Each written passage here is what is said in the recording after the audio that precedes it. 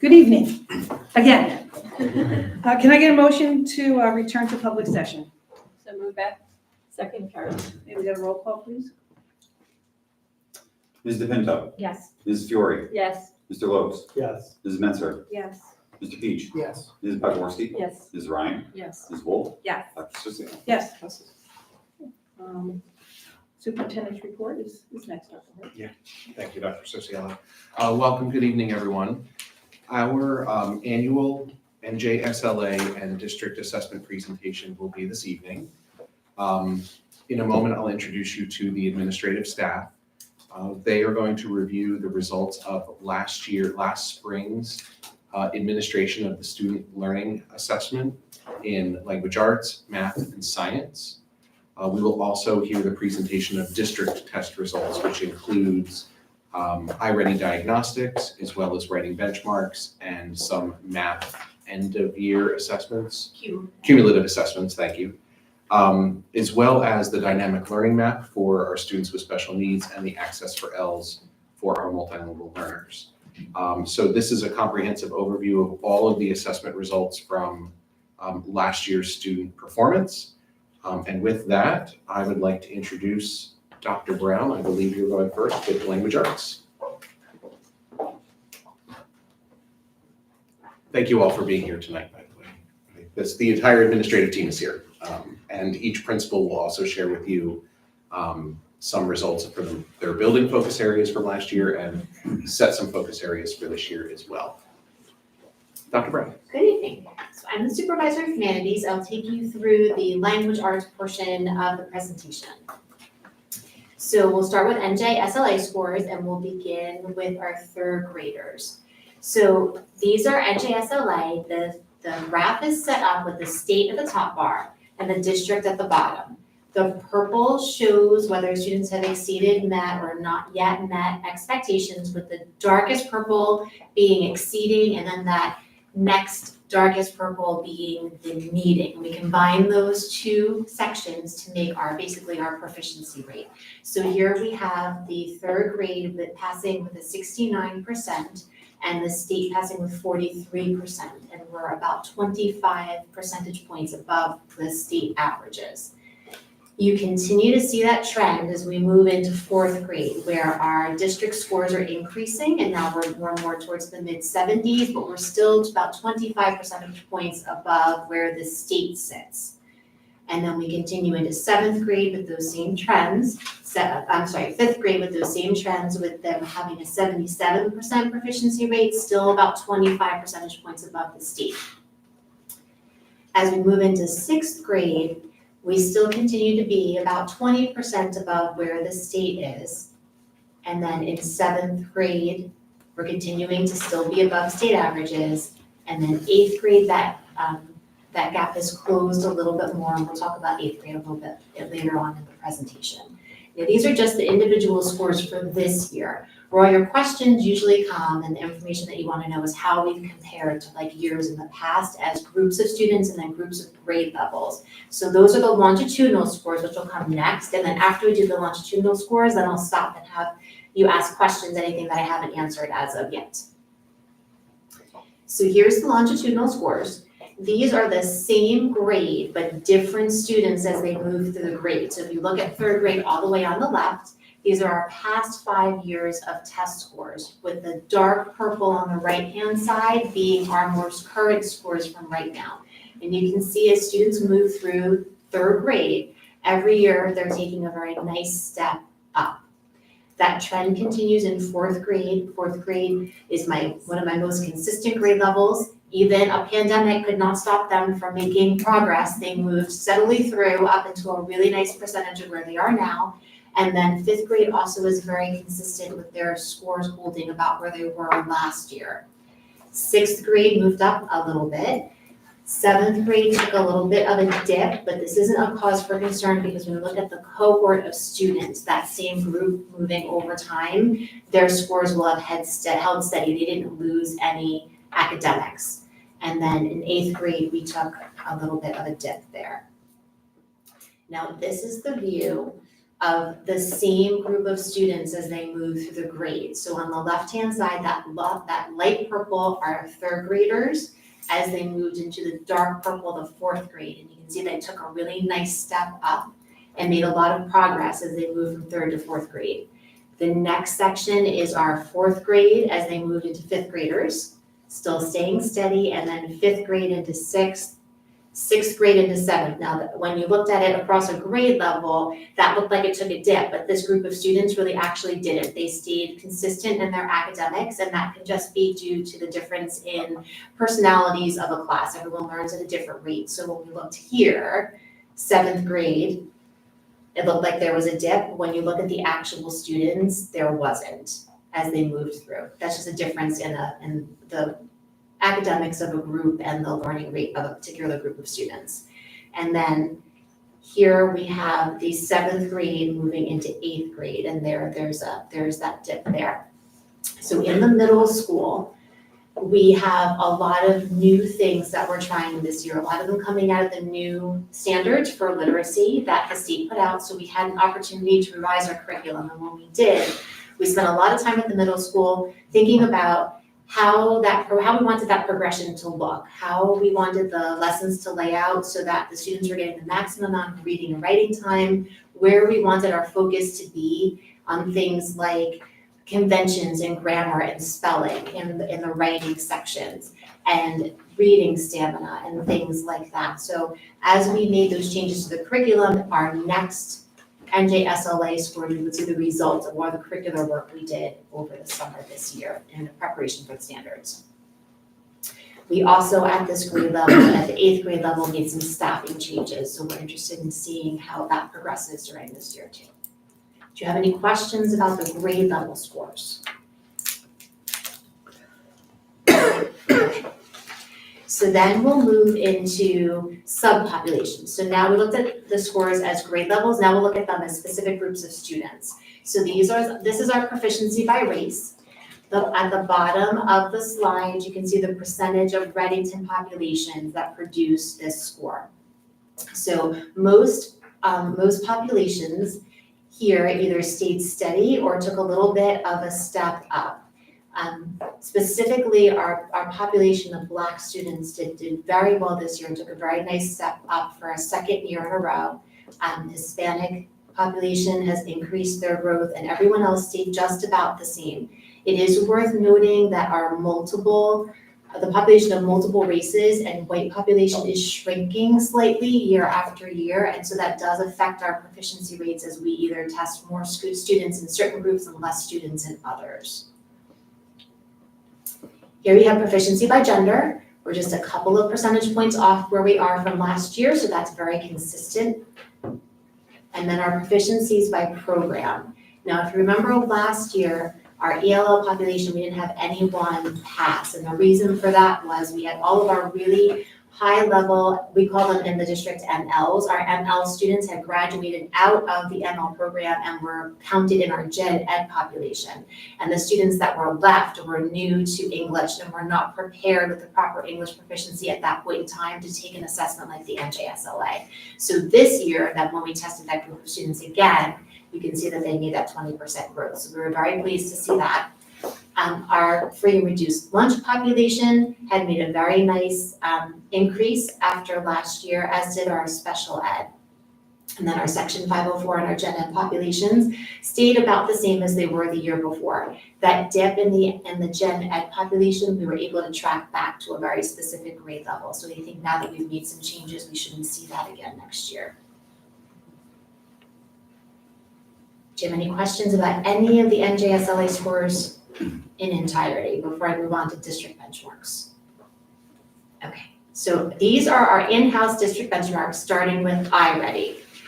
So iReady gives us a growth score. So a typical student would grow 100% in a year, and that means they made a whole grade level's worth of growth in a year, which is exactly what you want. If you have above 100%, then they're growing more than a grade level. So at 150%, our students had grown on an average of about a grade level and a half. And the reason that's meaningful is that if they're functioning below grade level, now they're starting to fill gaps. And if you can do a year and a half's growth a couple of years in a row, you'll get even a very far behind student back up on grade level. And if they're increasing and they already are on grade level, then those are students that are in our exceeding expectations levels of the NJSLA, and they're learning things beyond their grade level. On the right-hand side, the green, yellow, and red shows our proficiency as a district for reading. Remember that NJSLA tests reading and writing, iReady only tests reading. And what's nice to see here is we have a good proficiency rate for the students that are on grade level. If you look at the bottom underneath, it has like from X percent, and that shows those percentage for those sections at the beginning of the year. So it shows you that our on grade level students are growing and our below grade level students are shrinking as the year goes on. This is the overall placement K through 8, so that gave you an overall district view. This is the individual grade level view. From 4th grade on, these levels track very closely to our NJSLA scores, and it's always good to have multiple data points that are in line when you're looking at a program. And then we have writing benchmarks. So we have 3 writing benchmarks a year. We start with narrative in September, so you look at kindergarten, and those are the ones you're going to see the most growth, because if you remember what your children were like as kindergartners, they learn a lot from September when they are just learning their names until the end of the year when they're able to actually write full sentences. So those scores there are the ones you're going to see the most growth in. This is September, so it's the very first one they take, but narrative writing skills translate through all of the benchmarks. So as they move into informational, which is more toward mid-year, you can see kindergarten already bumped up so much. Now these scores are more around the mid 80% range. And then at the end of the year, we have opinion and argument. This is the most difficult of the 3 benchmarks. The scores did increase in most grade levels a little bit from informational, but they generally stay about the same because of the increase in difficulty of the actual task. Do you have any questions about our district benchmarks? All right, then I will leave you with the math section and Ms. Couch.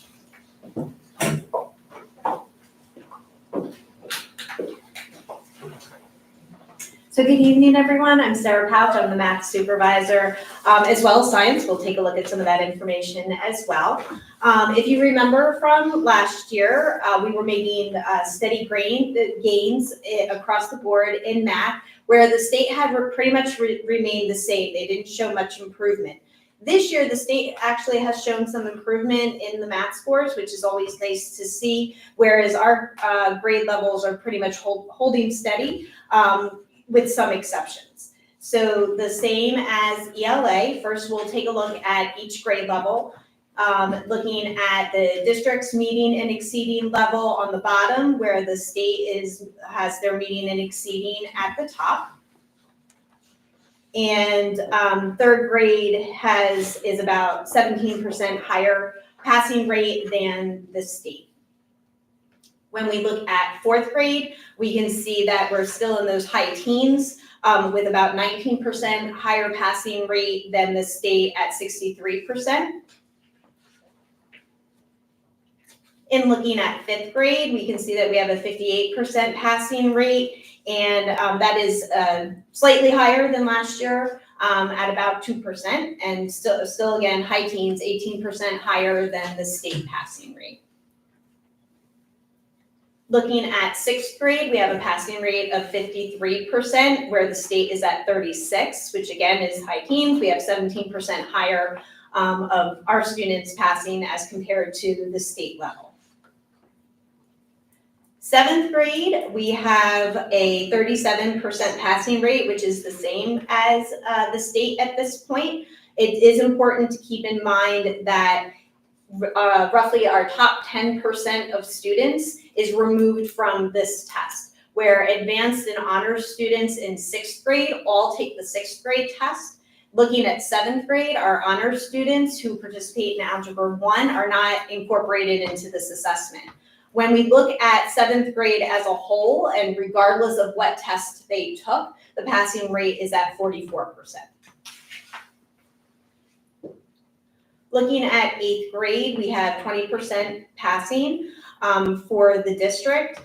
Same thing here, except for advanced math kind of compounds the number of students removed. So when we're looking at our eighth grade results, this is where we have our top 10% of students who are in Algebra 2 have been removed from these scores, and our advanced students who are participating in Algebra 1 are not part of these scores. So we're looking at the remaining eighth graders who are not in advanced or honors math, and they're at 21%. When we put all eighth graders together, regardless of what test they took, whether it was Algebra 1, Algebra 2, or the eighth grade test, the passing rate for eighth grade students was at 56%, which is much closer to the other grade levels at the middle school. One of the things that we want to take a close look at and we're able to dive into and discuss with the staff is we're also given what's called an evidence statements report, and that circles back and lets us know exactly what standards we struggled with and maybe didn't perform as well as the state level, and what standards we were able to exceed the expectation for those particular areas. When we looked at this test, we noticed that there were evidence statements in the areas of expressions and equations, and that there were 8 of those evidence statements we scored below the state on. So that was immediately something that we need to circle back. When we take another look, there were another 6 questions on the test based on the standards of expressions and equations. So making a total of 14 questions out of a 40-question test. So almost a quarter of the test is on expressions and equations, and we were about 50-50 at whether we exceeded the state or were below the state on those standards. One of the things that we came to and that holds true for last year as well. So this is obviously a very important standard for this grade level and things that we definitely want to take a look at. As we did another deep dive, we wanted to see what questions we succeeded on and which questions we struggled with. And it was very interesting to see that the equations and expressions standards that we did very well on was the unit that the 8th grade class was currently learning. When we looked at the standards that we did not score as well on for expressions and equations, we found out that that's part of a unit that's taught in October. So we really we've been working with the teachers and brainstorming on how do we have that, how do we have students gain and retain the information so that they're able to apply it again later in the year. So we've been looking at, how do we do kind of cumulative reviews as we go, as well as, what can we do to help students retain the information, especially when a quarter of the test is on one area of the standards. When we take a look at Algebra 1, this is a combination of our honors 7th grade students and our 8th grade students who are taking advanced math. And we have a 94% meeting or exceeding rate, which is 54% higher than the state. Also keep in mind that the state results are for any student taking Algebra 1. So we're comparing our 7th and 8th graders to freshmen or sophomore at the high school level when we look at the state results. When we look at the 6% of our students who did not pass that, that's a total of 4 students. So we're looking at a very small population. So 4 out of 66 students didn't meet the expectations. In Algebra 2, we can see that we have 80% of our students meeting or exceeding, and we're 21% higher than the state results. This is very consistent with the scores for the Algebra 1 students. When these students were Algebra 1 students, this is very consistent. So the Algebra 2 results are consistent with the students who were as they were in Algebra 1. And again, this is a total of the 20% of students not meeting or exceeding comes to a total of 4 students. So we have a very high percentage of passing, and when you're looking at such small groups, every individual highly affects the percentage rate. Taking a look at all of the 3rd through Algebra 2 standards, focusing in on the middle school, we are exploring new resources that we're testing out this year so that we can implement new programming next year to help with instruction. And we're also have had the additional bonus of the new middle school schedule, allowing for more instructional time. So looking at new materials as well as the additional time, we would anticipate to see improved scores at the middle school level. Questions about individual grade levels? Knowing that the next slides go into those longitudinal and the cohorts, looking at how students perform from year to year.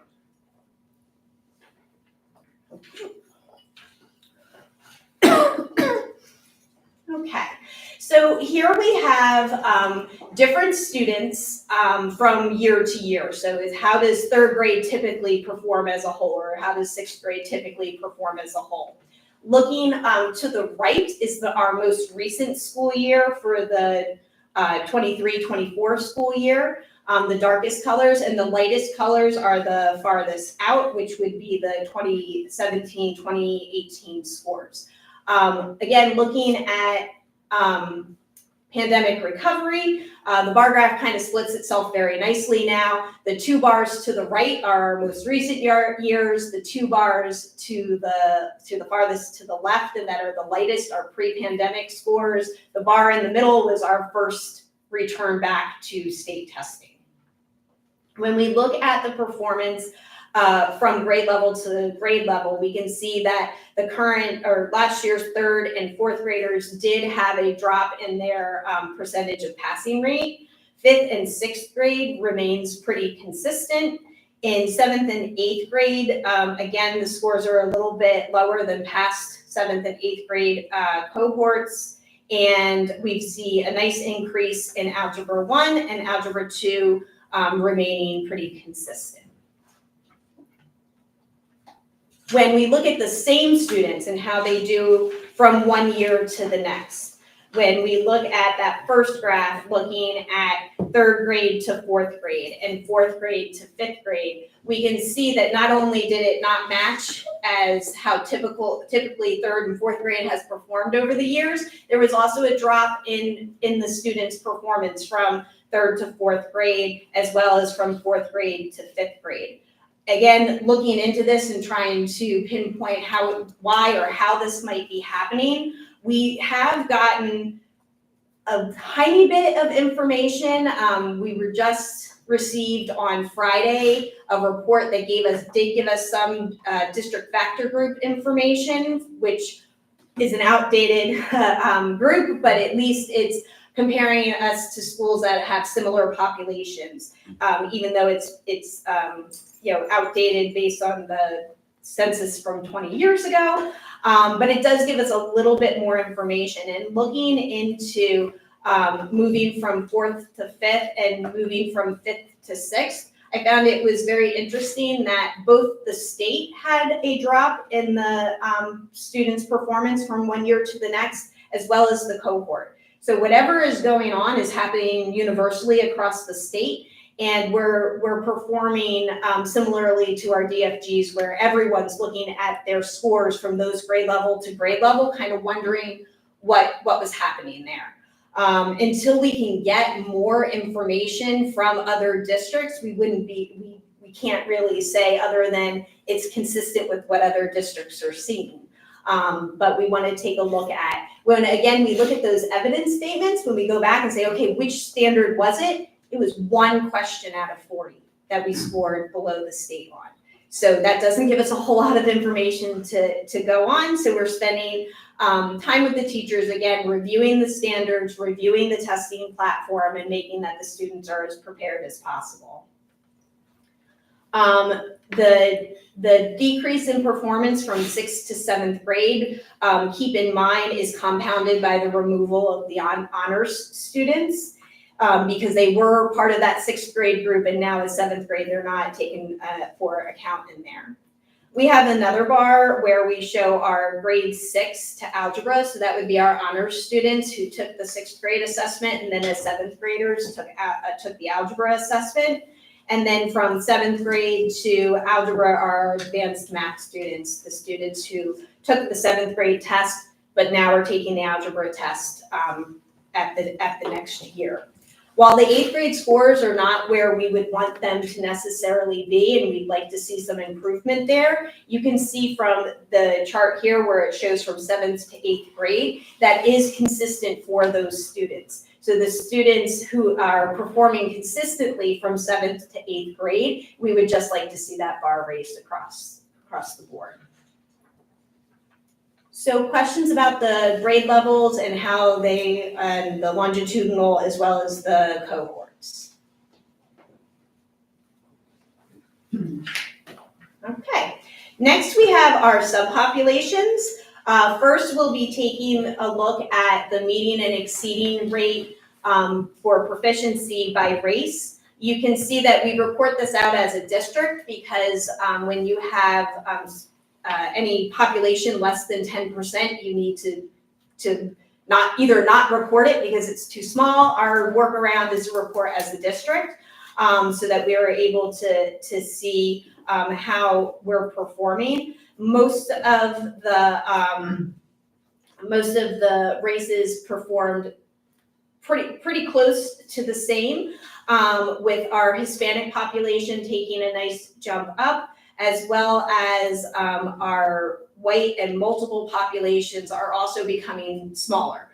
So that when we're looking at such small percentages for multiple population at only 4%, that could be the difference of 1 student.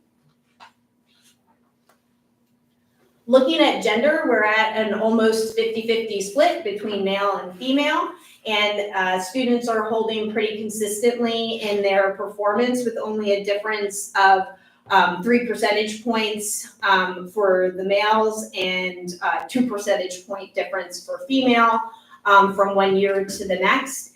And we can see that our males and females are performing very closely to the same at the same percentage rate, which is nice because you typically see or hear about females not performing as well in STEM areas, and here we can see that our female population is holding their own. Looking at proficiency by program, we look at our ELL or ML population, free and reduced lunch, 504, special education, and gen ed. The 2 outliers here, most of our subpopulations have remained pretty consistent. We can see that our MLs or ELL students have made significant improvements, which was really wonderful to see. The teachers have been working really hard to make sure that they're meeting the needs of these students and that they've had additional training and materials provided for them, and it certainly made a difference. We can see that there is a bit of a drop in special ed, but the rest of our programs have remained fairly consistent. Questions about any of the subgroups? Question, just comment to go back to the ELL number, because I just want to give you credit and the team credit because that population is increasing in the district. So to have that huge jump with an increase in population is amazing. And you're doing a fantastic job. I know the sheltered English instruction Yes. and the different interventions that you're doing. So I just wanted to point that out. Thank you. And Mr. Tumalo and his team have gone above and beyond to, like I said, to provide additional training. And then we're working closely together to make sure everybody has the materials in order to assist students. Next, we'll take a look at our cumulative assessments as well as diagnostic results. So this next slide is relatively new. Mostly because we've been working on these cumulative assessments. So this would be our in-house district assessments. And these were teacher designed and they've been implementing them for the last 2 years. And having worked out some of the kinks, I really wanted to take this opportunity to share some of this information with you. This data paints a slightly different picture than our NJSLA or even diagnostic results. And I think I feel that the biggest difference here is that NJSLA and the diagnostic are digital assessments.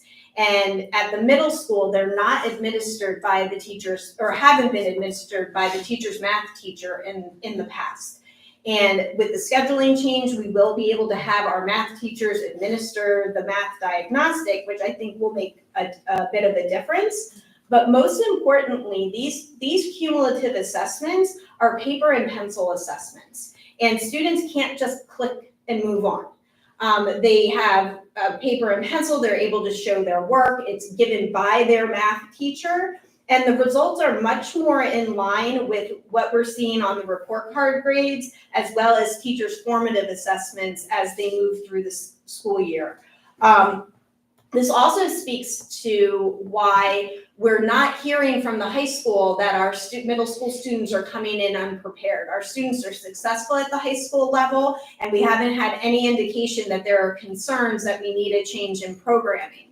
Looking at the NJSLA scores, that may not track, but when we're looking here at what students can do with paper and pencil, we can see that we have much more success at the middle school and looking at what was the average score for each grade level and what percentage of students scored 80% or higher. So again, knowing that 8th grade is a focus and something that we want to keep monitoring, our on-level 8th graders who took paper and pencil assessments, the average score was an 84%. And looking at how many of those students scored an 80 or higher, we were at 68%. So that definitely speaks to a different result than what we've seen for NJSLA, as well as the diagnostic, which are both digital assessments. So I thought it was important that we were able to share a different data set to help paint a clearer picture. And I know this is new. Any questions about or any more additional details you'd like about the cumulative assessments? Okay. Taking a look at our K-8 diagnostic growth over the course of the year, as Dr. Brown mentioned, to the left we have our progress towards typical growth. So anything above 100% means that students are beginning to close gaps. They've not only made a full year's worth of growth, they have that additional piece being able to fill in. When we look at the current placement as to how many students are within the grade level expectations, we have 73% as a district. And down below, it shows you where we came from, so that our students who are 2 or 3 years below, those numbers percentages are getting much smaller, whereas our students performing within grade level expectations is getting larger. A little more detail, breaking it out by grade level, we can see that we have some consistency from grade to grade in third, fourth, and fifth grade, scoring at 81, 87, and 80% is not exactly a match to their NJSLA scores, but is much more in line with their cumulative assessments that we just took a look at, as well as more proficiency being shown at 6th, 7th, and 8th grade as well. So this would be the last slide regarding math. Is there anything I can provide clarification on? Next, we have science. Usually science is a little bit quicker because only 2 grade levels take the NJSLA for science. We have our 5th grade students as well as our 8th grade students. There are a couple additional slides compared to previous years because we finally had some data to track from one year to the next because the science assessment was fairly new. It had only been administered once prior to school closures, and so now they're just now compiling information for us to look from year to year. When we look at our science scores, we can see that we're at a 52% proficiency rate. It is different than math. In math, we have our 5 buckets of 2 for meeting and exceeding, 1 for approaching, and then the below or partially proficient. Whereas here for science, we have advanced, we have proficient, we have near proficiency, and below. The state has remained the same for 3 years in a row. They've been at holding at 27% for 3 years now, and the district has shown an improvement of 3% compared to last year. Looking at our performance for 8th grade, we're at 25% in the proficient or advanced proficient, and the state is at 19%. The state actually has a slight increase at 19%, whereas we're performing 6% higher than the state as well. This is slightly different than the 8th grade results we saw last year, and we'll see that in the longitudinal reports, but it does it is a different group of students being assessed. So here we have a little bit more information where we're able to take a look at our 5th grade and the 8th grade over time. So how has 5th grade performed? And it's been pretty consistent from the beginning. 8th grade is a little bit more up and down. Looking at last year's population, it was a very large 8th grade class. So again, that's going to kind of affect the percentages there. When we look at proficiency by race, we can see that we have 5% for Asian population, 2% for Black, 12% for Hispanic, 4% for multiple, and 76% for white. Again, with only 5% of 2 grade levels, with our Asian students moving from 50% to 81%, when you're looking at such a small population, that could be the difference of 1 student, even though it was a significant percentile.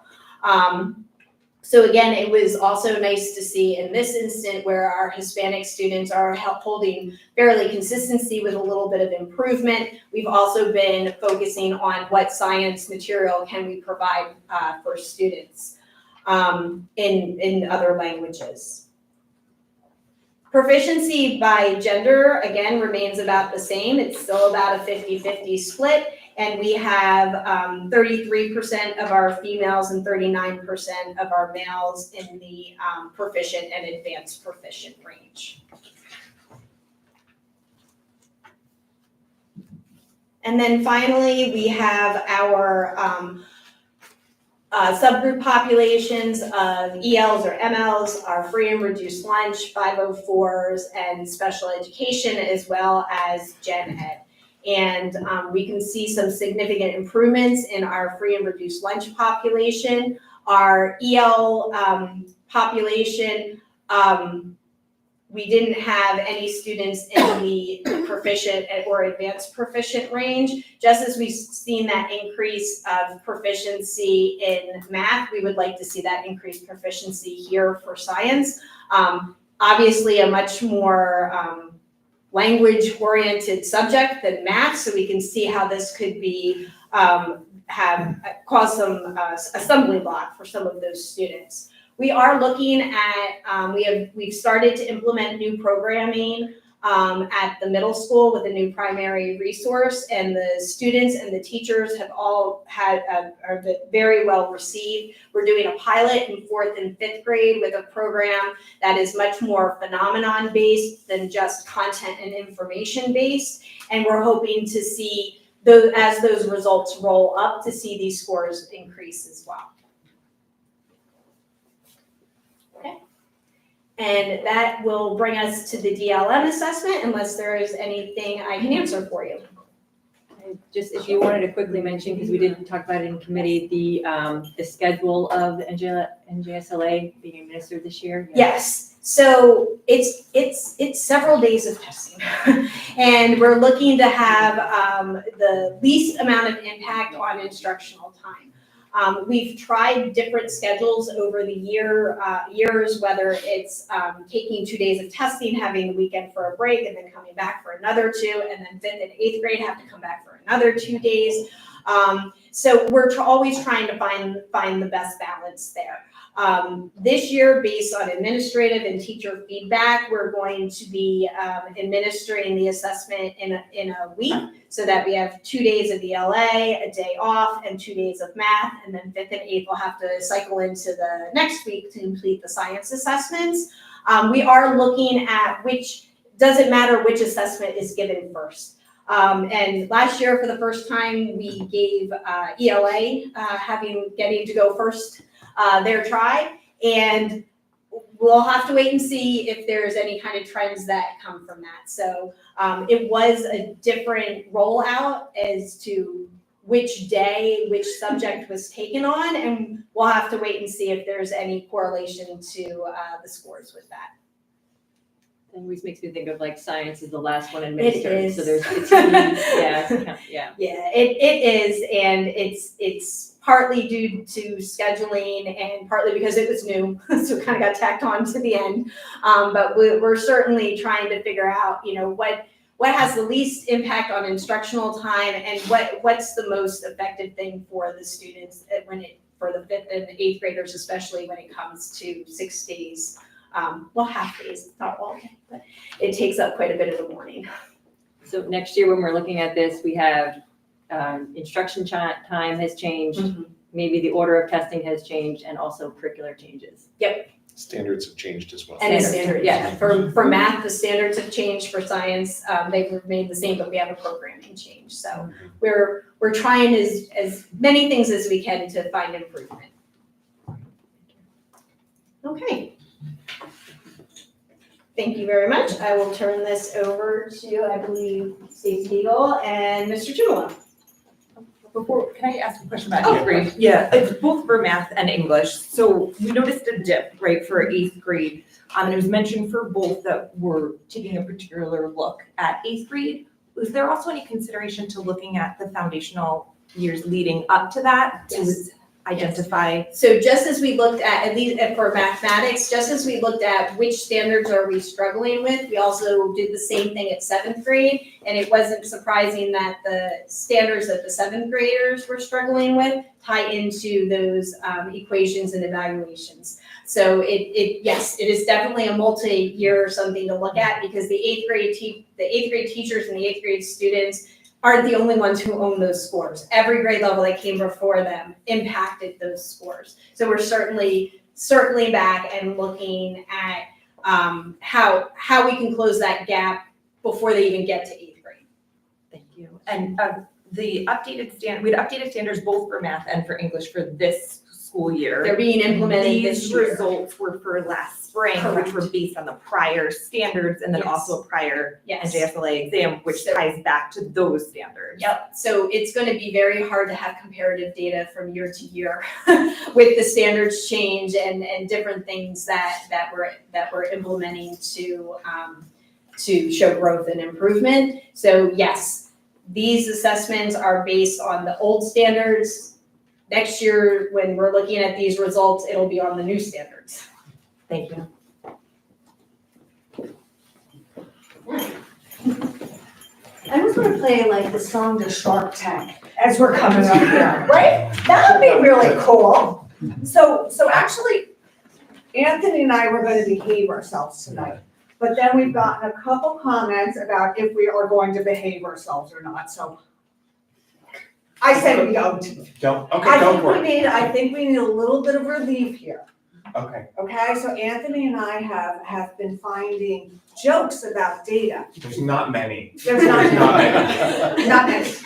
We And found then- one. We did find one, and we were going to do a couple, but we did present this to Sarah Pouch, who She actually had said, said, no, keep it moving. No, We're only gonna do one. Is that We're just gonna do one. what? All right, so let's hope it works. Right. Okay, I'll do it. Okay. We've looked at a lot of bar graphs tonight.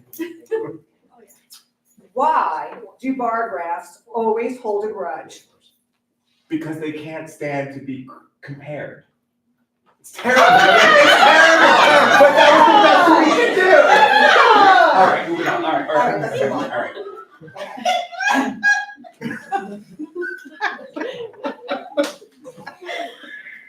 Come on, guys. Thanks, Margie. Thank you. This is my last data, like, presentation of my life, so let's have a little fun.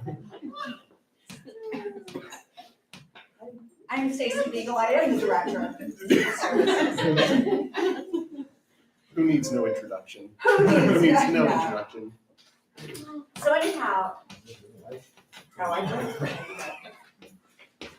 So the DLM, so the dynamic learning map is an alternative assessment for 1% of our children who are significantly cognitively impaired, who are not able to take our statewide NJSLA even with accommodations. So with that, with everything that Dr. Brown and Mrs. Pouch has presented, 99% of our special education students are taking their general education and JSLA with accommodations or just taking it generally.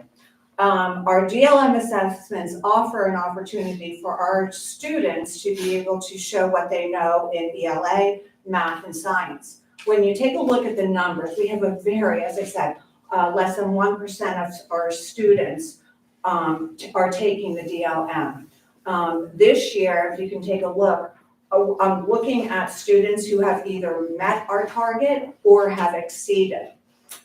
During Ed Tech, I did present that our language arts literacy actually declined from last year. However, our math and science, the number of students who have met our target or exceeded has increased. As I shared at Tech, the only thing I can think about last year in terms of looking at the children who had taken the DLM, we did have some staffing changes at Hollenbrook. That's the only thing I can think in terms of why our language arts scores had decreased. And again, it was a very small number. Last year, I believe the number of students who met their target or exceeded was 62%. And then this past year it was 58%. Also, the state is going to be changing the criteria for students who are eligible to take the DLM. That criteria has not come out yet. As soon as that criteria is out, I will certainly present that to the board as well as share with our staff. Any questions with DLM? I would like to turn it over to Mr. Tumalo, and very seriously, I know that Mrs. Pouch and both Dr. Brown have brought up about the increase in our MLs in terms of how they are, their scores have increased. Mr. Tumalo has done an amazing job with this project over the past 2 years, working with staff, working with our ESL teachers, rolling out a very challenging professional development in the sheltered instruction or sheltered English instruction PD. So I really do want to thank Anthony for the work that he's done because it has been amazing and it is actually really showing in our test results. Thank you. You're very welcome. It's definitely a team effort for sure, for sure. So I want to share a little bit about our MLs and who they are. These are the native languages spoken currently in our district right now. I did add as well just some numbers of years of students in the ESL program.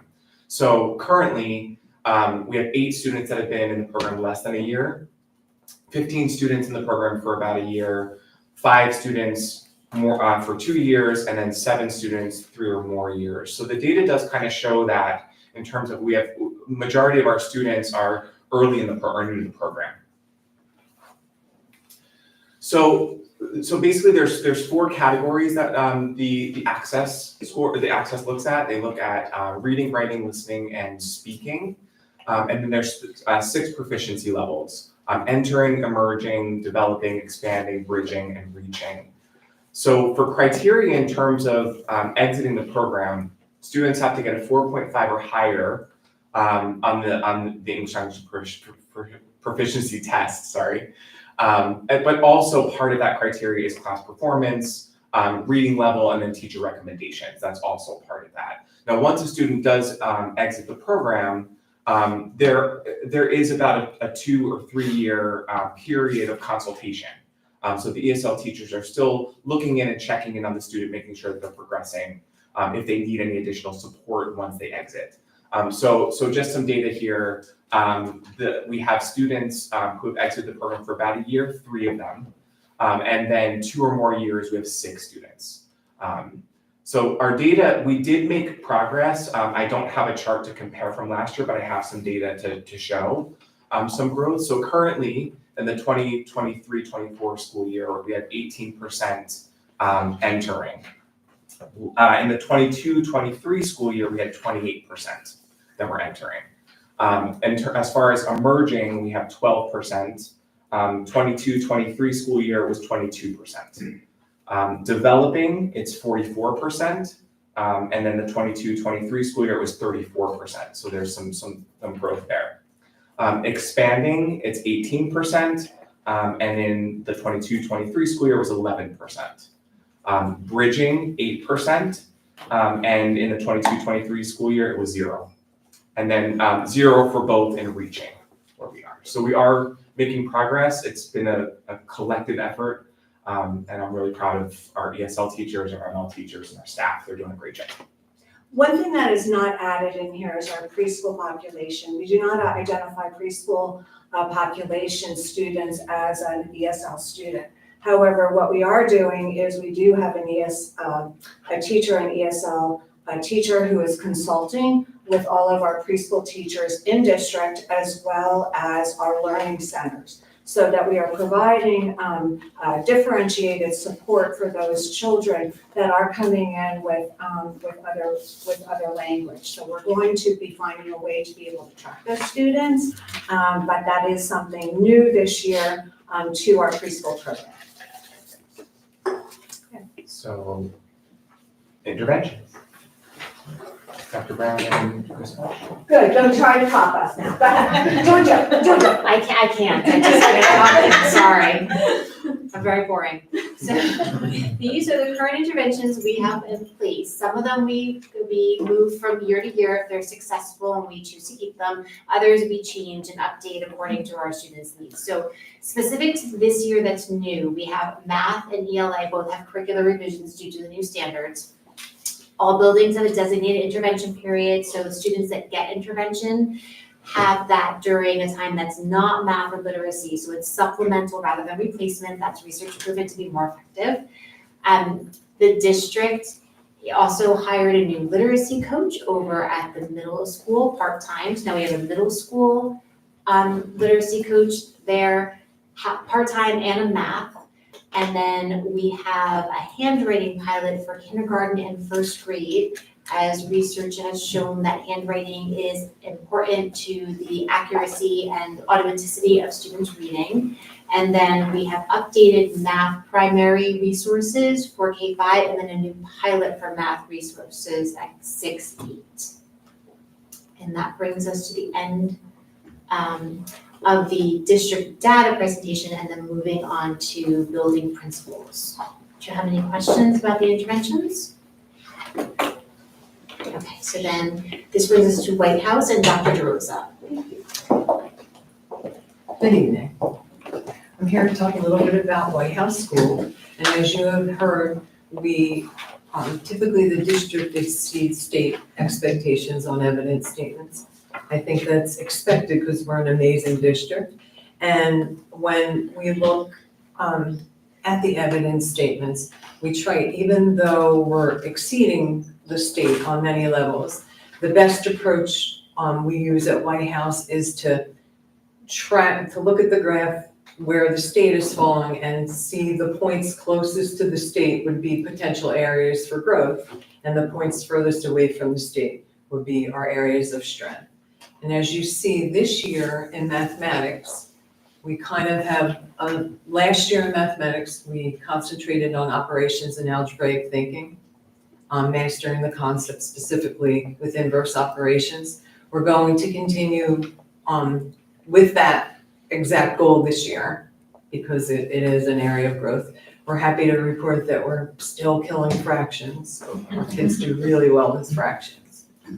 As far as language arts, last year, we kind of have a similar goal, but not exactly. Last year, we looked across texts for synthesis. This year, the evidence statements show that we should look for evidence within a text. So they're related, loosely related, but same concept. Same concepts where children have to kind of defend what they're reading and find the evidence. The next slide. Oh, it's me, sorry. The next slide shows some of the things that we're continuing to do. We do build in data days during faculty meetings, and those are times when teachers have the opportunity to analyze data. The coaches are usually available and they attend them. Sometimes supervisors come. We continue to use the data conversation guide that has been adopted for 3 years. We think it's a great tool. And in addition, we keep the conversation and the dialogue alive throughout the year with iReady data and the benchmarks. And this year, student growth objectives, they're only for non-tenured teachers, but we still continue to focus on iReady when we build those goals. And I don't know, any other questions? The rest of the slide kind of repeats what I went over quickly earlier. Okay, thank you. And now I'll turn it over to Dr. Higgins. Hi, I'm Kristen Higgins, the principal of Three Bridges School. And let's see, I have to move this. You can tell which one you have to move, it's the one that's worn off. Okay, so last year for language arts, we were focusing on the author's message based on an analysis of characters, interactions, mood, and theme in order to enhance students' comprehension. So they needed to be able to read and kind of discern the clues for what was the mood or what was the author trying to set up. Tough skill for 8 and 9-year-olds. We shined a bright light on that. We did a lot of professional development.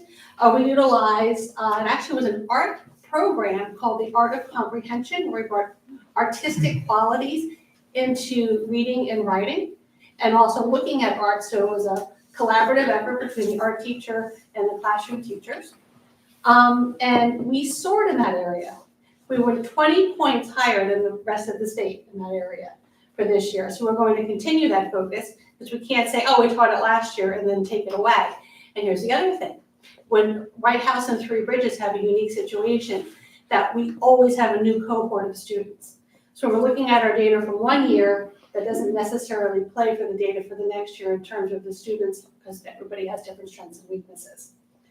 Last year in math, we were focusing on multi-step problems, including modeling and reasoning.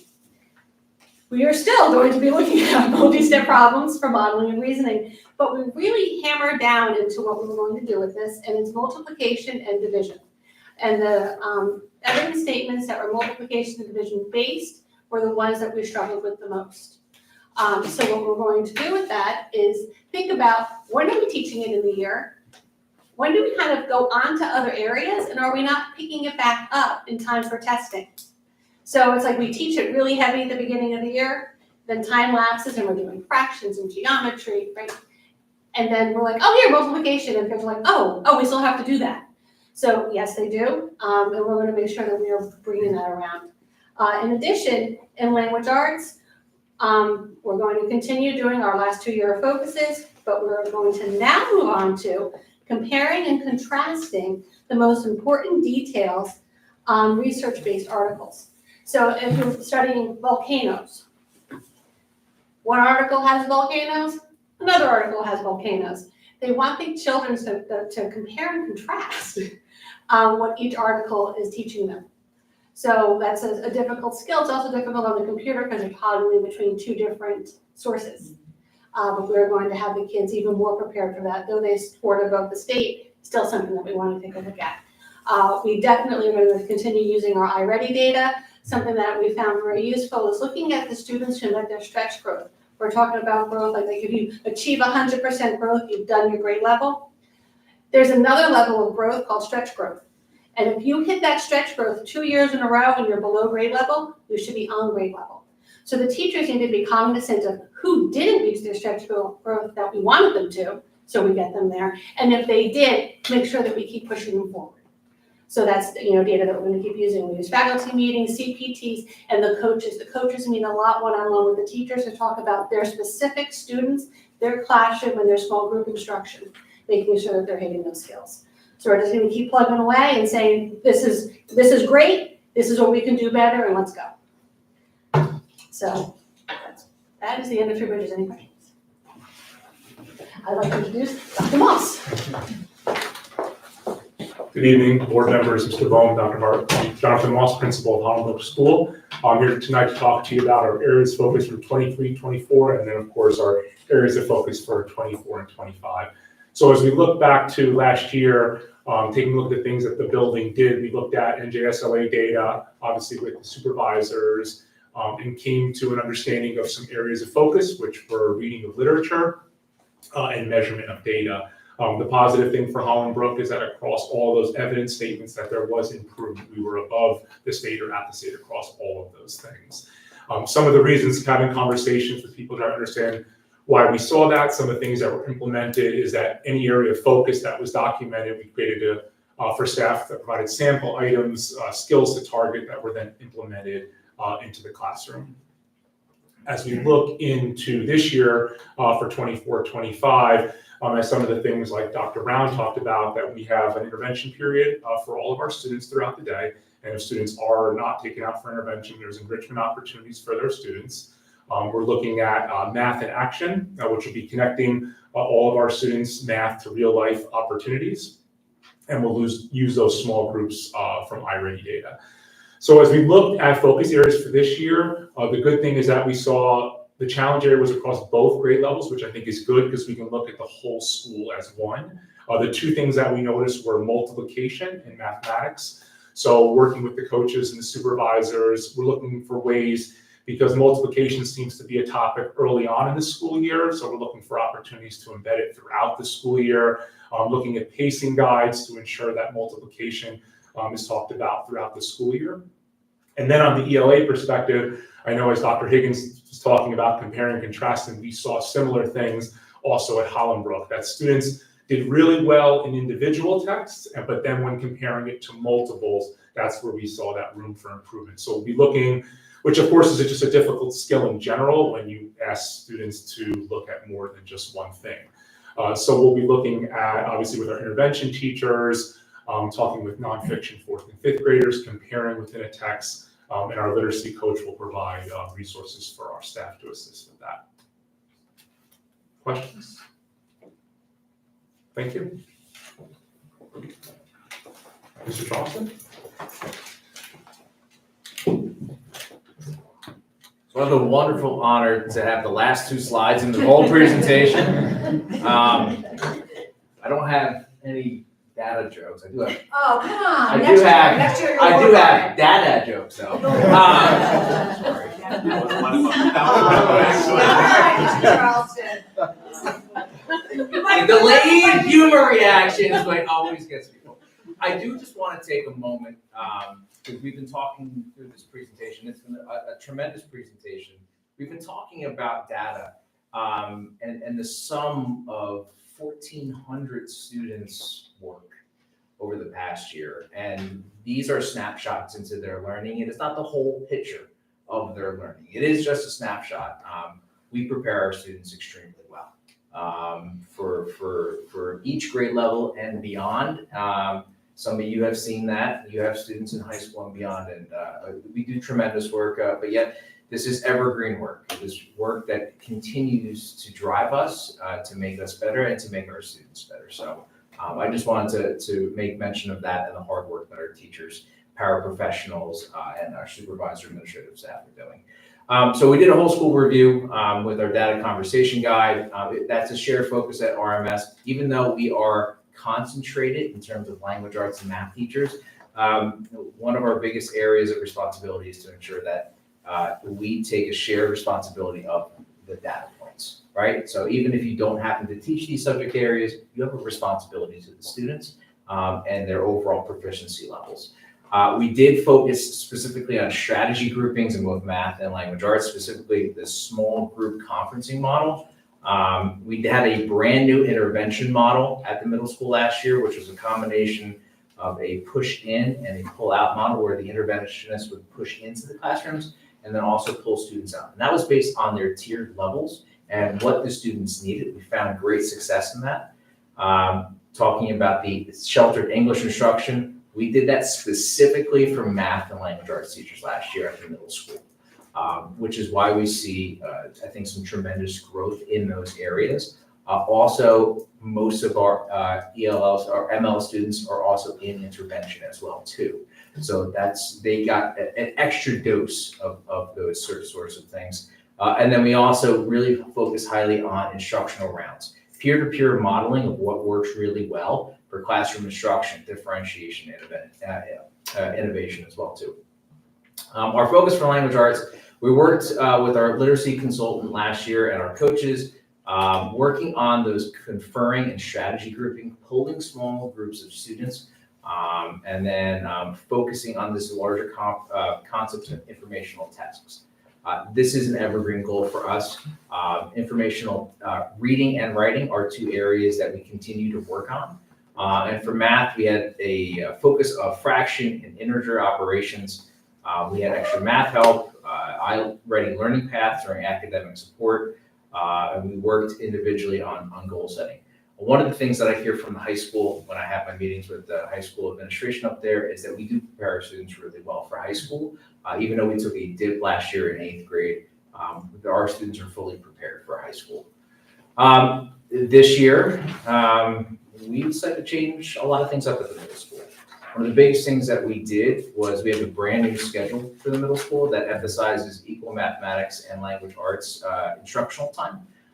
So students, they actually get a double period of language arts and a single period of math one day, and the next day they get a double period of math and a single period of language arts.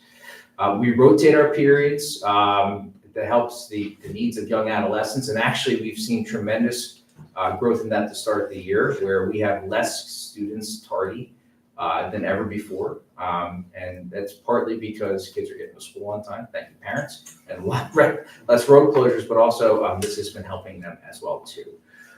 We've also instituted daily recess, lunch, and a flex period, which has helped a lot.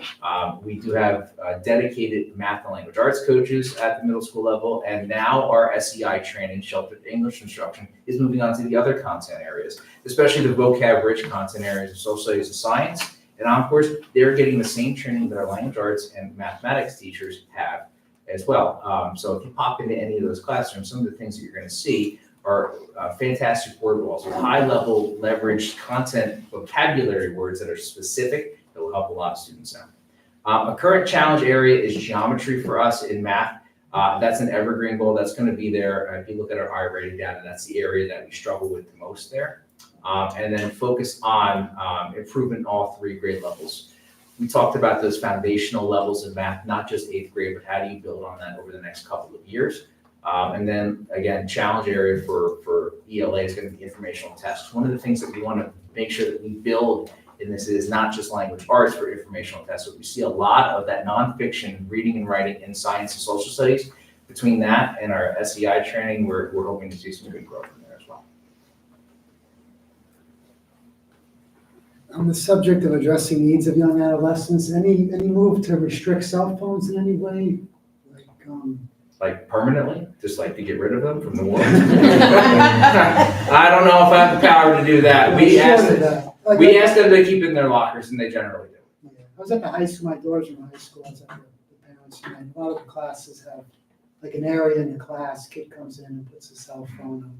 Oh, in the pockets? Yeah. No, we also find out in the high school what they don't tell you is that a lot of kids, that's their fake phone. Well, They have an old phone that they put in there, and the real phone is still on them. They do that too. So when a kid, it is something. We generally don't have an issue with cell phones in middle school. It's not been an issue. So appreciate that. Thank you. Go ahead, you have a question? Oh, yeah. Thank you for that. That was great. I had a question on the flex. What constitutes flex and how does that intervention help with what we've? Sorry, I tried to get you before you said that. So the flex time is a time that we've kind of structured to begin the year. For one, some extra work that the kids are catching up on, some academic review work. We do have some reading time where the kids are just silently reading as well too, and we've implemented some whole school community service pieces in the flex as well too. What we also find is that flex is going to be a time that evolves for us.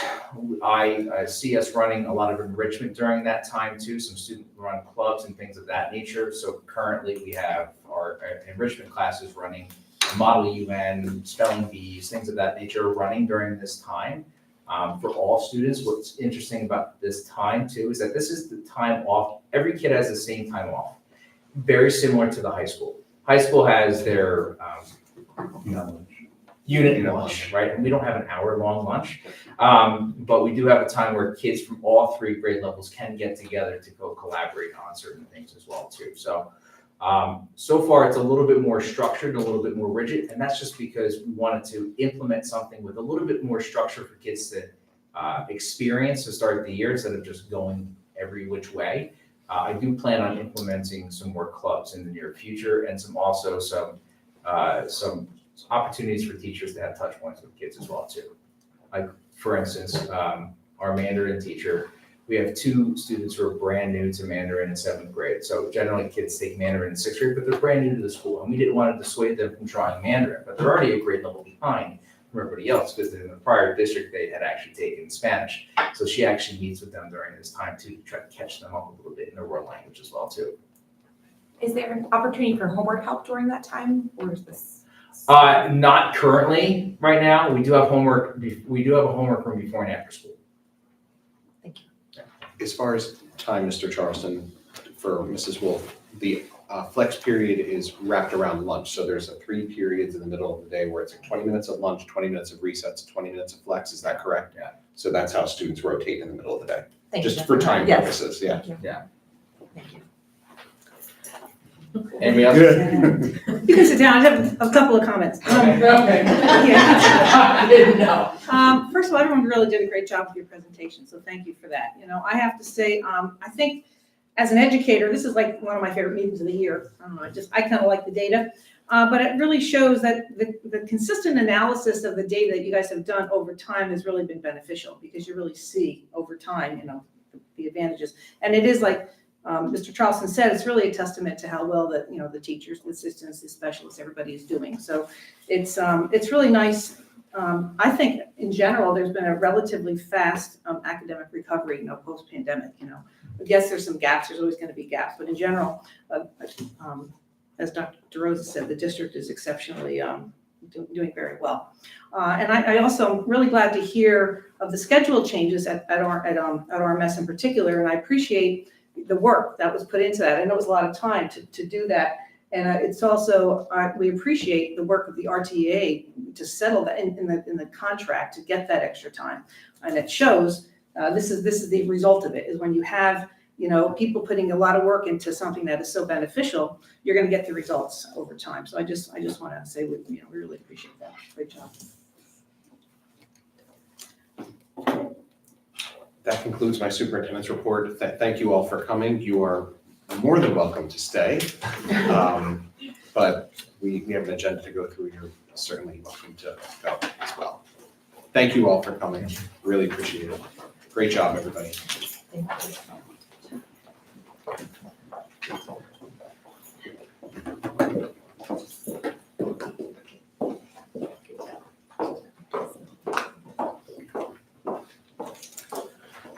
Okay, moving along on the agenda, we are now open to the public, limited to action items on the agenda.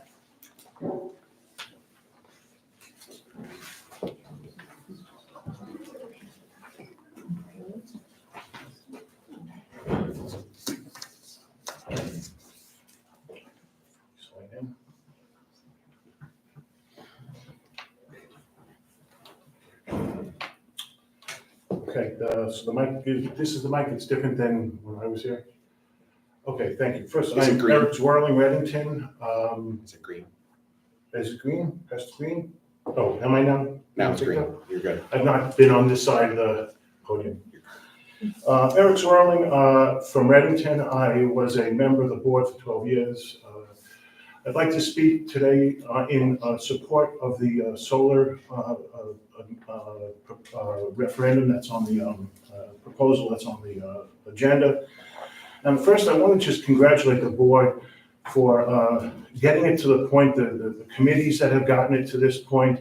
I also want to specifically acknowledge Jason, Mr. Bohm, his Herculean efforts in getting it to the point where it has, where it's now where it can be voted upon. This has been a long, torturous road for everybody to get it here. And I just wanted to specifically give Mr. Bohm a shout out. I want to note that that this is the second installation of solar, as you well know. The financial benefits of the first installation were very significant. It saved the district untold money, tens of thousands, if not hundreds of thousands of dollars. I don't have an exact accounting of it. And that money either benefited the taxpayers of Reddington or were freed up for the district to spend on whatever, books, you name it, whatever it was that the district was able to spend it on. So it was tremendously beneficial for the district. These contracts also have known costs for electricity. It allows the district to budget with certainty, to know what the costs will be, as opposed to just buying it off the grid, whatever the price happens to be at that moment. And to get to a point where we're buying most of our electricity at a known price has significant planning benefits. The original, I certainly have not seen the contract that's being proposed here, so I don't know, but the original group of panels, after 15 years, the power purchase agreement, the panels are, the provider has to either take them off the property or sell them to the district at a minimal cost, and they don't want them back. They will sell them at a minimal cost, which means that the electricity will be free.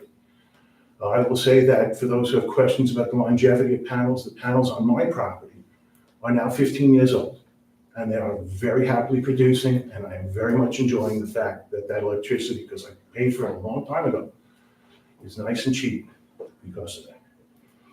But beyond the financial benefits to the district, let me also say that the installations will have significant educational benefits for the students here in Reddington. They are a living, breathing example of what STEM can do. They're a reminder to people that when there are problems, that we can solve them through engineering, science, technology, and math. They have real value. People can look at them. And there are problems that are coming in the future. The children who are in these hallways right now are going to be on this earth to the year 2100. They're going to be here at the turn of the century. And right now, one of the demands, the demand for electricity that we are developing right now is huge between all the cloud computing, all the data centers, and AI. Right now, the demand for electricity from those is approximately 4% of America's energy use. By the end of this decade, it's predicted to be 20 to 25% of America's energy use. We need to really think about where that energy is going to come from. It's a huge, huge issue, and we need to start paying attention to that. We can play a part in that here. And additionally, aside from that, one of the main reasons why it was advocated by the board at the time is also because the panels are emissions-free. And in the 174 years of the data that is kept on the temperatures of the Earth, the 10 highest temperatures are in the last decade. All 10 are in the last decade. And that's something to think about. Now, we are here, I should say, we, the district is here to teach the students, to provide for their education. And it's done beautifully. My children have done wonderfully in this world, and I thank the district for that. But we also have to make sure that the world that we give them is somewhere that they can comfortably inhabit. And for that, I wish for all of us that you vote for this. Thank you very much. Thank you, Mr. Zerman. Anyone else? Okay, there was one correspondence. It was an email from SC regarding the BOE activities. Moving on to the approval of administrative reports. Can I get a motion to adopt 1.01 to 1.03? So move, Beth. Second, Carolyn. There's a motion to adopt the minutes. Can I get a motion to adopt? Go back and just see if there's any. Oh, any comments here? on the administrative Okay, reports, yeah. sorry about that. Yeah. Okay. Any comments on the administrative reports? So, sorry, Dr. Shah, the administrative reports include the board goals for the year. So I just want to point that out because we know we had significant discussion at the last public board meeting to land where we are today. And then we shared additional feedback to get them updated. So I just wanted to highlight that safety was added as a board goal in follow-up from our conversation at the last meeting. And also that there was additional, I believe it was Mrs. Pokorski that had suggested adding further detail to make the goals more measurable. And that was done in governance and structure, looking at more specifics. So I just wanted to make that comment and then just remind the board in case there was any further questions or comments to make sure that they are measurable as we move forward into the year. Thank you. And the board, they were sent out. Thank you. So hope everyone had a chance to look at them. And okay, thank you. I appreciate that. That was happy. Sure, yeah, I know it's a late night, so I Yeah, just no, want to highlight and also just make a comment on academic achievement. So I really appreciate, all the work of our administrators and our teachers to ensure that we're consistently performing above the state.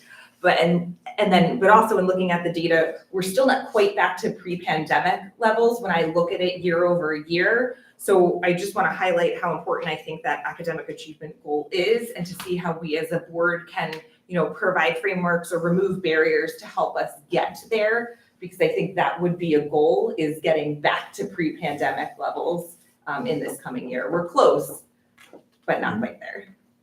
Right, thank you. Okay. Does anyone have any questions about that or comments regarding the goals that were sent out? Okay, thank you though. Thank you for clarifying that. Okay, can we get a motion to adopt 2.01? 1.0. Oh, there's no, Oh, you I don't have it. I'll give you my agenda. Sorry. Here, take a look. Got it, thank you. Okay, can we get a roll call, please, for again, 1.01 to 1.03? Ms. DePinto. Yes. Mrs. Fiore. Yes. Mr. Lopes. Yes. Mrs. Menzer. Yes. Mr. Peach. Yes. Mrs. Pogorski. Yes. Ms. Ryan. Yes. Ms. Wolf. Yes. Dr. Seuss. Yes. Passes. That's the same. I don't I'm know. gonna keep yours. Keep mine because I printed it today, so just in case there was an update. Thank you. All right, can we get a motion to adopt 2.01? So move, Beth. Second, Carolyn. Any questions about that? Any comments? Can we get a roll call, please? Ms. DePinto, Yes. Ms. Fiore, Yes. Mr. Lopes, Yes.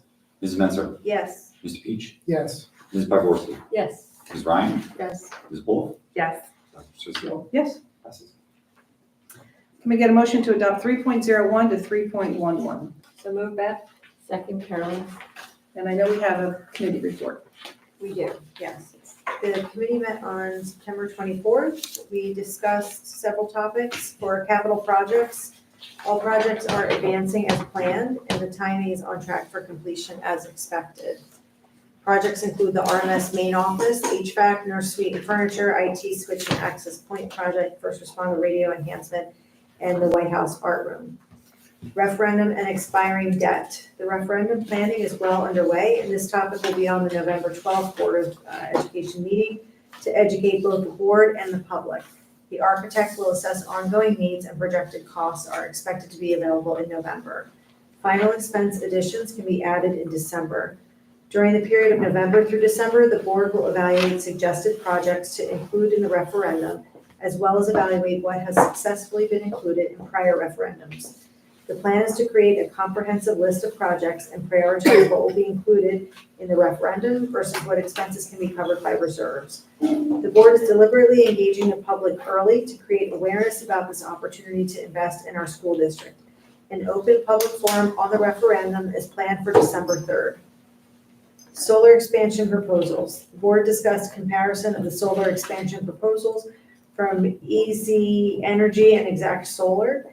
Easy Energy offers a lower year one rate, has knowledge of the prior system since they built and currently service it, and would provide a single point of contact if selected for both the prior and new system. A fixed rate is offered by Easy Energy, which will result in projected savings over the next 10 years. The committee recommended approval of Easy Energy for vendor selection due to the strength of their proposal. Health insurance transition update. Challenges have been encountered with the health insurance transition, including ID card and back-end data issues. Approximately 10% of enrollees have had a transition challenge that was raised to the administration's attention. Protocols are in place to mitigate future issues, and the administration is actively addressing in partnership with the union. The back-end data issue remains unresolved, and the administration has escalated to Brown & Brown. Transportation. The district was mostly fully staffed prior to the start of the school year. However, staff attrition occurred unexpectedly, and on day one, the district was short 6 bus drivers due to either attrition and or onboarding and training for new hires. The staffing shortage has resulted in full utilization of backup and mitigation plans, and coverage for all routes presents a daily challenge for the district. The committee discussed potential mitigation strategies, including possible communication to parents to lessen the burden on the district. Low-income population and assistance. There has been a large increase in the low-income population, which is expected to continue growing as a result of a state change that allows Medicaid-eligible students to be automatically qualified for low-income status. The state threshold to qualify for low income is also increasing, which allows more children to qualify. The benefits of this change are the district can provide free lunch and breakfast for students, as well as receive more financial support for the district. Staffing adjustments are being made to ensure the expanded student population is properly supported. The cafeteria audit was listed on the agenda but not discussed. Payment in lieu of taxes. The board discussed the background and implications of the pilot program, as well as what opportunities there are to communicate with the public on the impact of these programs and how to best partner with the township. No decisions were taken. Electric school bus grant. The committee discussed the possibility of additional grant funding for electric school buses. More information is needed, and meetings will occur with OEM and fire to be prepared for electrical vehicles. And then finance, the bill list was also reviewed, and we set the next meetings for October 18th and November 20th. Thank you, Ms. Spencer. Does anyone have any questions or comments regarding those minutes?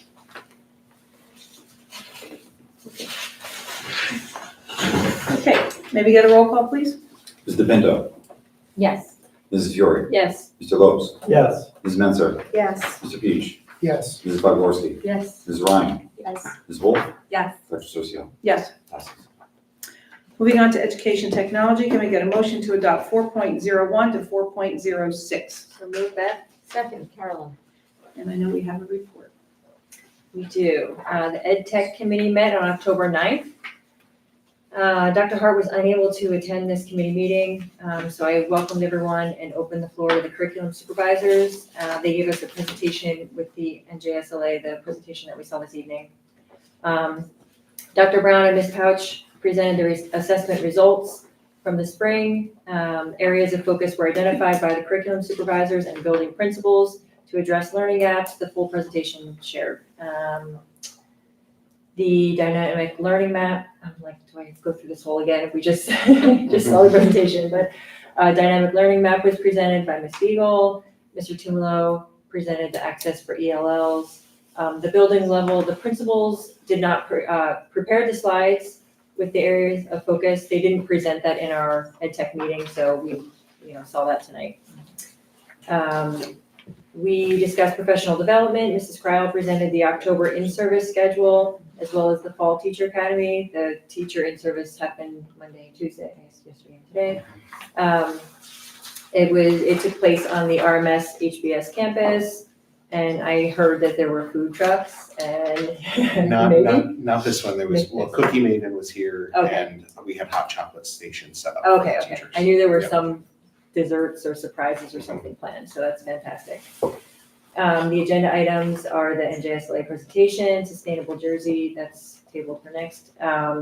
Field trips, student teaching, we did not schedule a meeting, so I don't know if we, I have to look on the calendar. okay, so look at the calendar and send updates for that. And that's what I got. Thank you, Mrs. Fiore. Does anyone have any questions or comments regarding those minutes? Maybe have a roll call, please? Ms. DePinto. Yes. Ms. Fiore. Yes. Mr. Lopes. Yes. Mrs. Menzer. Yes. Mr. Peach. Yes. Ms. Bogorski. Yes. Ms. Ryan. Yes. Ms. Wolf. Yes. Dr. Seuss. Yes. Passes. Moving on to personnel. Can I get a motion to adopt 5.01 to 5.18? So moved, Jennifer? Second, Carolyn. And we have a committee report. Yes, the committee met on September 18th at 8:45 a.m.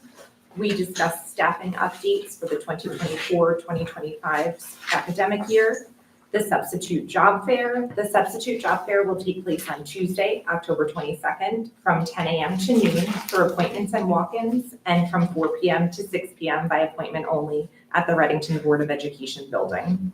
We discussed preschool bus paraprofessionals, and the job description was updated, free and reduced lunch population enrollment, and personnel matters. Agenda items include new hires, substitutes, and the job description, and the next meeting is scheduled for October 30th at 8:45 a.m. Thank you, Ms. Wall. Does anyone have any questions or comments regarding those minutes? Okay, now we get a roll call, please. Ms. DePinto. Yes. Ms. Fiore. Yes. Mr. Lopes. Yes. Mrs. Menzer. Yes. Mr. Peach. Yes. Mrs. Bogorski. Yes. Mrs. Ryan. Yes. Ms. Wolf. Yes. Dr. Seuss. Yes. Passes. Moving on to communication, can I get a motion to adopt 6.01? So move that. Second, Carolyn. And we have a committee report. A very comprehensive committee report once again. Okay, so the policy committee met on September 18th. And we first discussed the new Chronicle newspaper covering news in Reddington Township, Raritan Township, and Flemington. The Chronicle will be a monthly publication which comes out the first of every month. If our district has any advertisements or news we wish to include, they must be provided to the Chronicle by the 15th of the prior month. Dr. Hart noted that we were able to already place items in the October edition, including a job fair ad and press releases. In addition, the Reddington Township Committee is moving ahead with plans for its own newsletter to be published quarterly. So now we'll have at least 2 news outlets for our communications. Dr. Hart then shared a report on the SMORE platform, which we now use for district communications.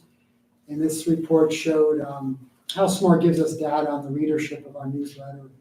We get views per month, as well as how long each person spends viewing content. And so we can utilize that to target our communications. Next, we discussed part of an ongoing discussion about potentially using NJSBA for our policies instead of Strauss estimate. Dr. Hart reported on additional conversation he had with the NJSBA policy director He had inquired into why NJSBA policies do not mirror the language that Strauss uses, one example being the use of so-called inclusive pronouns.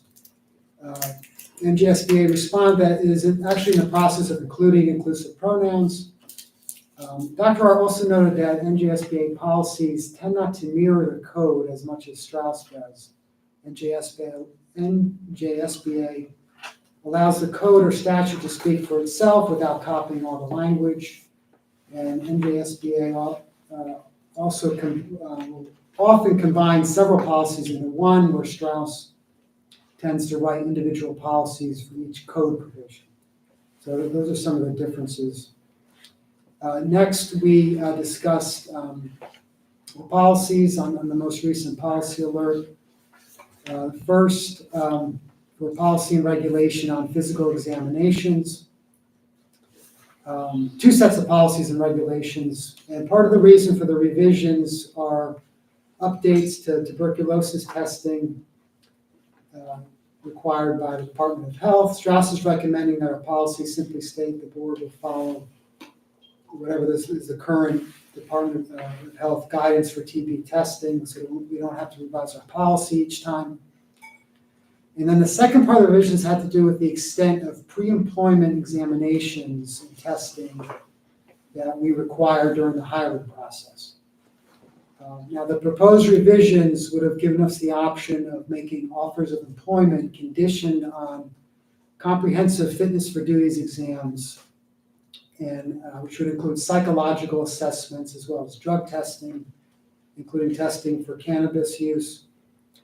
However, the board attorney gave us advice on the potential downsides of doing such testing.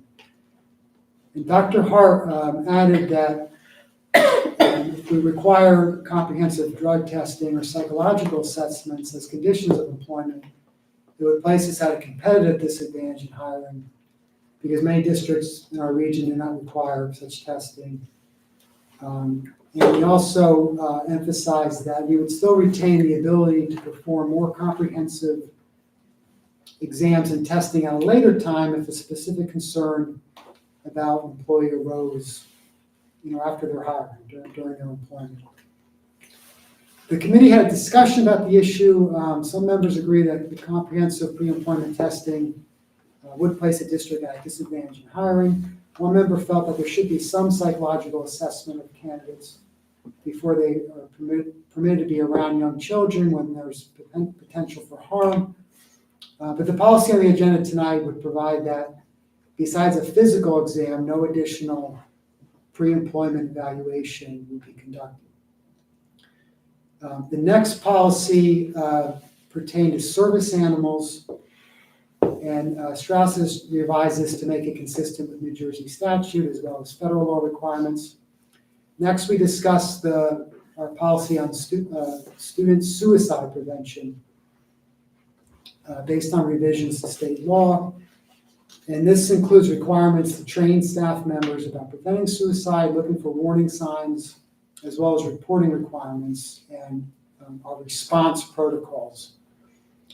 The committee had a lively discussion over the revised policy, with the result being that the policy will be tabled until our next meeting. One member objected to the apparent lack of a requirement that parents be consulted and allowed to participate in the district's initial assessment of a student who has attempted suicide or exhibited warning signs. Another member noted that the policy seemed to require that the district refer a parent to the Division of Child Protection if the parent disagreed with the school's assessment or recommendation. Dr. Hart pointed out that the language of the policy may be required by code or statute, and he's going to clarify which language is mandatory at our next meeting. So that one is not up for tonight. The next policy we discussed pertains to emergency and crisis situations. And this has been updated to include the requirement that school safety and security plans address the unique needs of students with disabilities during fire drills, school security drills, and emergency situations. One member raised the issue of whether this policy included bus emergencies and evacuations, and whether bus drivers were aware they had to address the needs of students with disabilities. Mr. Baum advised that the bus drivers and aides do in fact receive training if they have students with special needs on the buses and how to handle emergency situations. Next, we discussed our communications consultant and her agreement. So this is an ongoing arrangement with our communications consultant. And Dr. Hart noted that she's now working with us on 2 items. The first is the general implementation of our communications plan. And the second is planning for the upcoming referendum. And the consultant will be working on getting out information about the referendum, including through public forum sessions, lawn signs, and newspaper articles. So the agenda items tonight are policy 3160, 4160, 5337, and 8420. And we schedule our next meeting for October 29th at 4 p.m. Thank you, Mr. Beach. Always It comprehensive. wasn't too bad. No, not at all. Thank you. Does anyone have any questions or comments regarding those minutes? Okay, can we get a roll call, please?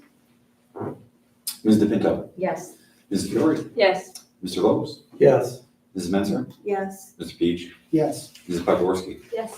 Mrs. Ryan, Yes. Mrs. Wolf, Yes. Dr. Scale, Yes. passes. Moving on to unfinished business. Do we have any? I think we're good.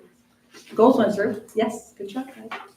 Can I just follow up? It's a question I'd asked Mr. Charleston. I don't know if it's old business. I brought up at least my desire to have some kind of cell phone policy, some kind of restrictions, or at least discuss it.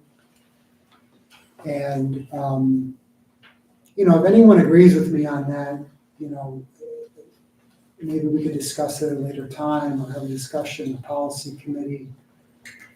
I found that the comments, rather flippant from Mr. Charleston about it. And I think it should be taken seriously, and, there are ways you can restrict it. I mean, I was at the high school, and they take it very seriously. They have all these things in place.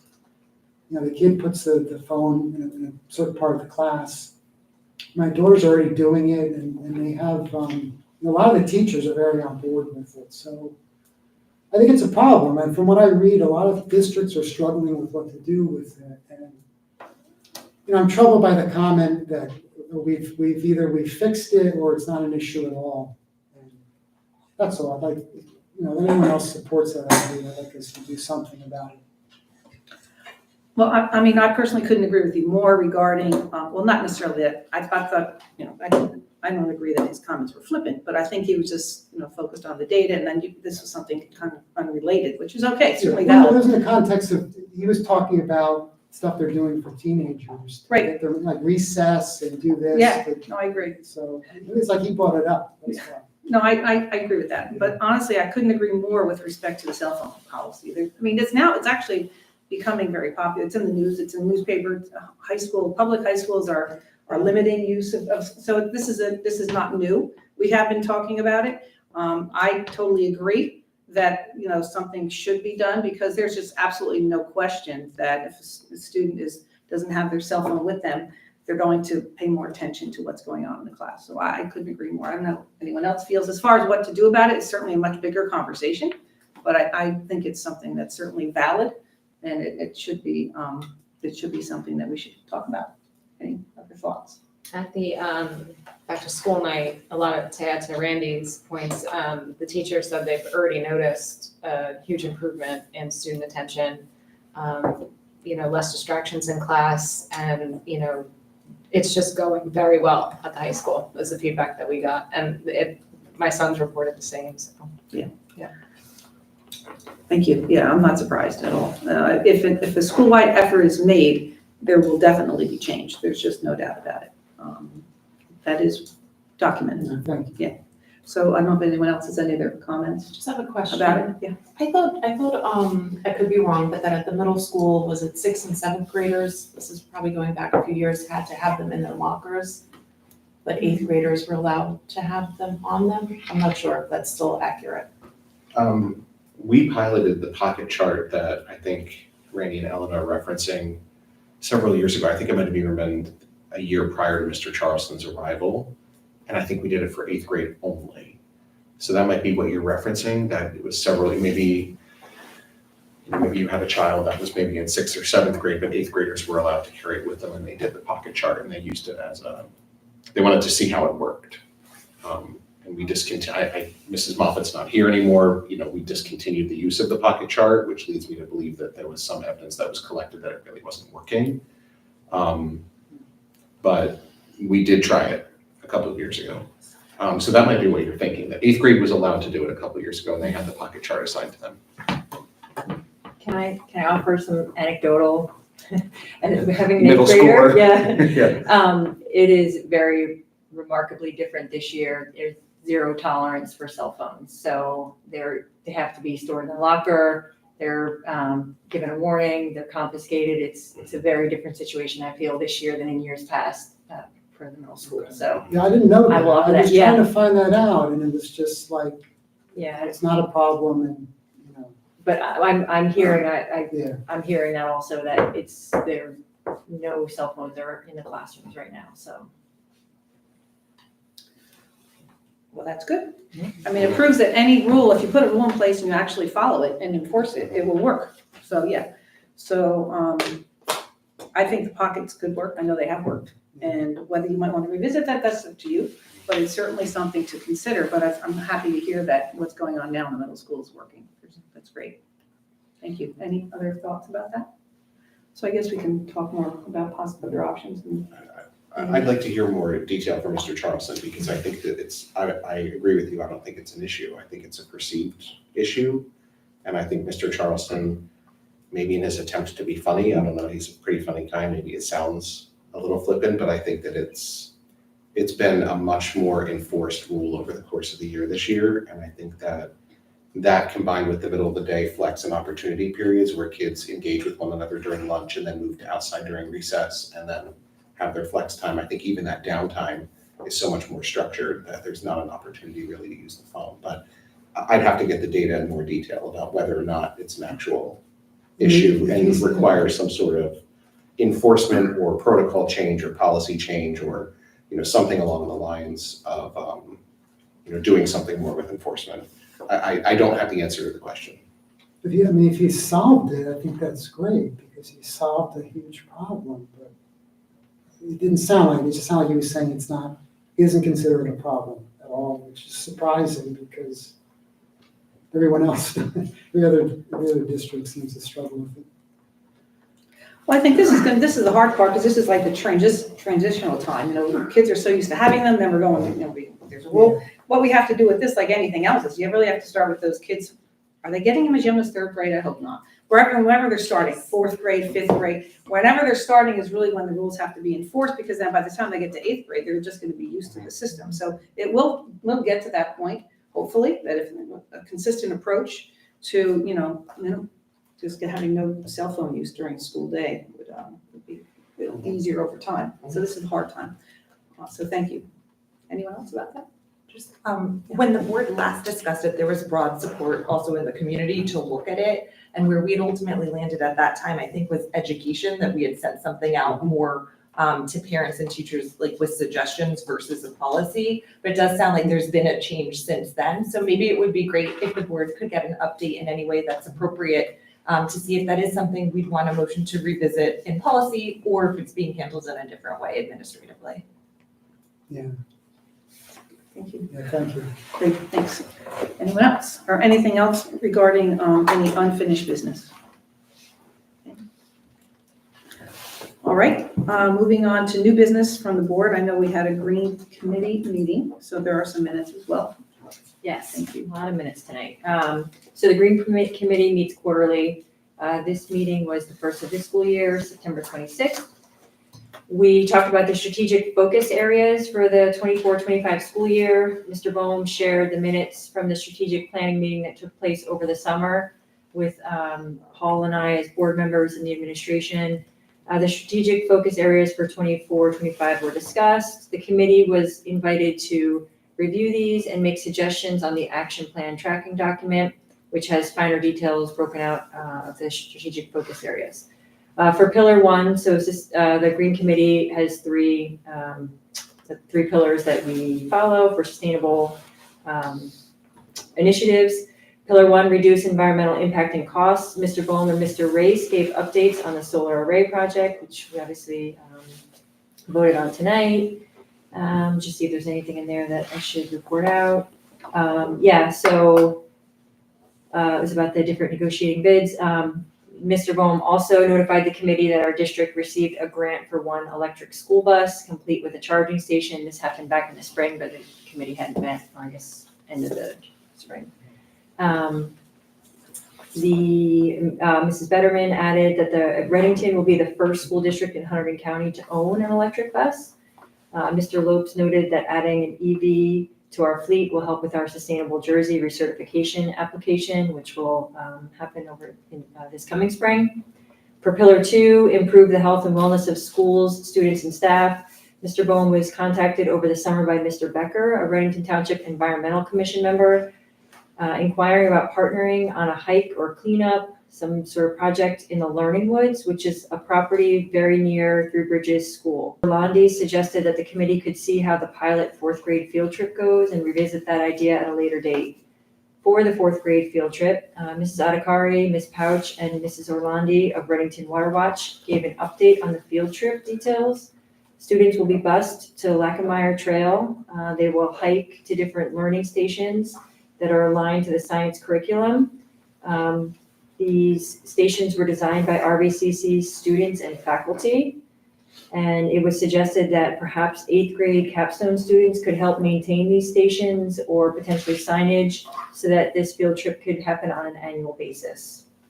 For pillar 3, provide environmental education, a discussion regarding the TBS bioswale and desire to utilize remaining grant funds on upkeep and maintenance through long-term efforts with Rutgers, local vendors, high school students, among others. Mr. Charleston suggested submitting a request for the project to be considered as part of the 8th grade Civics Day to help with cleanup and pulling invasives in that bioswale basin. Students would just need somebody on site to help identify which were invasive plants or which were native plants. Ms. Freeman and Mr. Charleston shared the news that RMS received a Sustainable Jersey grant for $10,000 for Eco Action News. This is to purchase cameras, recording devices, and other audiovisual equipment. This is a new Encore class at RMS. There's a partnership with WHYY PBS in Philadelphia, Student Reporting Labs. It's described as a student-driven news and info project for healthy, happy communities. This ties into the district's communication goal. Very much looking forward to that. For unfinished business, Ms. Freeman was recognized by Sustainable Jersey as a sustainability hero. It was a huge honor, and it was a very wonderful write-up for all the efforts that Ms. Freeman has done for the district. Congratulations to her. Mrs. Betterman highlighted local new school construction in South Hunterdon School District, specifically the Lambertville Regional Elementary School, with green aspects to potentially consider in our own referendum. Ms. Freeman shared that New Jersey Audubon and others have a climate change hub for research and professional development consideration moving forward. There are upcoming PD opportunities for staff to be shared with Mrs. Cryle for future partnerships. And then we scheduled our next Green Committee meeting on November 21st. Thank you, Ms. Fury. Does anyone have any questions or comments regarding those minutes?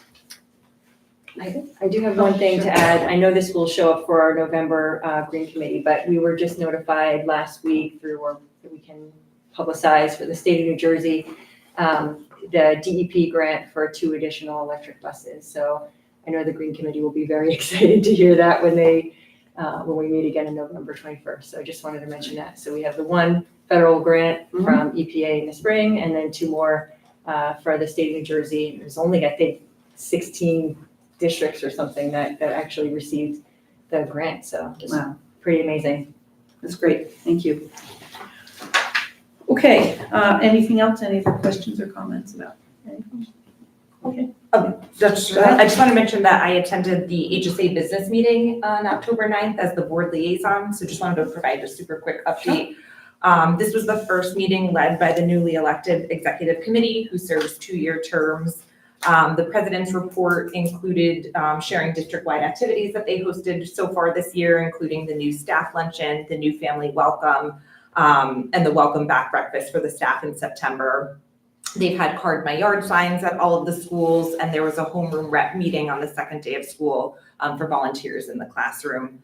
Upcoming district-wide events include a clothing drive, Cook's Night Out tomorrow, and a Next Level Kids Night Out. And they also shared some updates on technology being used, including Cheddar Up for payments. And each school VP shared updates for their individual schools, and they are seeking volunteers for various events throughout the year. If anyone wants to volunteer to chair in the community. And I just shared an update for the board on the board goals that we had drafted that we voted upon tonight. And just a reminder that board elections are in November. And Dr. Hart also shared the district updates, and their next business meeting will be in January. Great, thank you very much. Sure. Any questions about anything regarding that report? All right. We're now open to the public for anything on or off the agenda.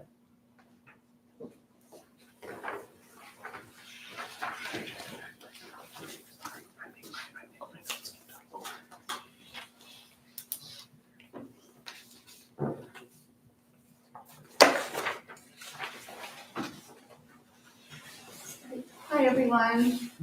I just wanted to talk about the electric school bus grants. I was so excited to see that Reddington is at the forefront of adopting these electric school buses. The Green Committee's worked for years with Mr. Bohm to try and move this initiative forward. So I wanted to share some more information that I was able to find.